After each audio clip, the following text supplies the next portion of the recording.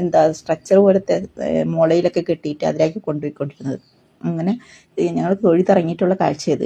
ഈ ഒരു ഭാഗത്ത് വെച്ച് ഞങ്ങൾ ജയസൂര്യയെ കണ്ടു, നമ്മളെ സിനിമാ നടൻ ജയസൂര്യ. പക്ഷെ പെട്ടെന്ന് തിരിച്ചറിയാൻ പറ്റിയില്ല. ആൾക്കൂട്ടത്തിൻ്റെ ഇടയിൽ ആൾക്കൂട്ടമായിട്ട് വന്നപ്പോൾ സാധാരണ ഒരു വേഷവും കൂടെ ആയപ്പോൾ ആർക്കും പെട്ടെന്ന് തിരിച്ചറിയാൻ പറ്റില്ലല്ലോ. അങ്ങനെ പിന്നെ എല്ലാവരും ചൂണ്ടിക്കാണിച്ച് കണ്ടുപിടിച്ച ആളിനെ. ഇവിടെയാണ് യക്ഷയാഗം നടന്നെന്നാണ് പറയുന്നത്. ആ യക്ഷയാഗത്തിൻ്റെ തീർത്ഥം എന്ന് പറഞ്ഞ് അതിൻ്റെ അടുത്തൊരു കിണർ പോലെ സ്ഥലത്ത് നിന്ന് ഞങ്ങൾക്ക് തീർത്ഥമൊക്കെ തന്നു. ഞങ്ങളതൊക്കെ കുടിച്ചു.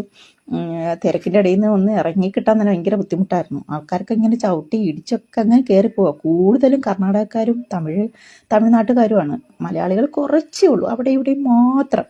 പിന്നെ അത് കഴിഞ്ഞ് പ്രസാദമൊക്കെ വാങ്ങി ഞങ്ങൾ തിരിച്ചു പോരുവാണ്. നല്ല പ്രകൃതി രമണീയമായ സ്ഥലമായിരുന്നു. വരുന്ന വഴിക്കൊക്കെ വയനാട് വഴിയല്ലേ, അപ്പോൾ പറയണ്ടല്ലോ, നല്ല കോടയും മഴയും ഒക്കെ കൂടി നല്ല ഭംഗിയായിരുന്നു കാണാൻ. എന്താ പറയുക, എല്ലാം കൊണ്ടും ഒരു മനസ്സിന് വല്ലാത്തൊരു തൃപ്തി തന്നൊരു യാത്രയായിരുന്നു ഇത്. അപ്പം ശരി, ഇനി അടുത്ത യാത്ര പോകുമ്പോൾ കാണാം കേട്ടോ. ഇനി അടുത്തൊരു യാത്രയ്ക്ക് വേണ്ടിയുള്ള കാത്തിരിപ്പിലാണ് ഗെയ്സ്. അത് കണ്ടിട്ട് പോകുന്ന സമയം ഞാൻ ഇതുപോലെ വീഡിയോസ് ഇടാം കേട്ടോ. ഒരുപാട് സന്തോഷമായിരുന്നു പോകാൻ പറ്റിയതിൽ. ഏറ്റവും സന്തോഷം കട്ടിരപ്പനെ കണ്ടതാണ്.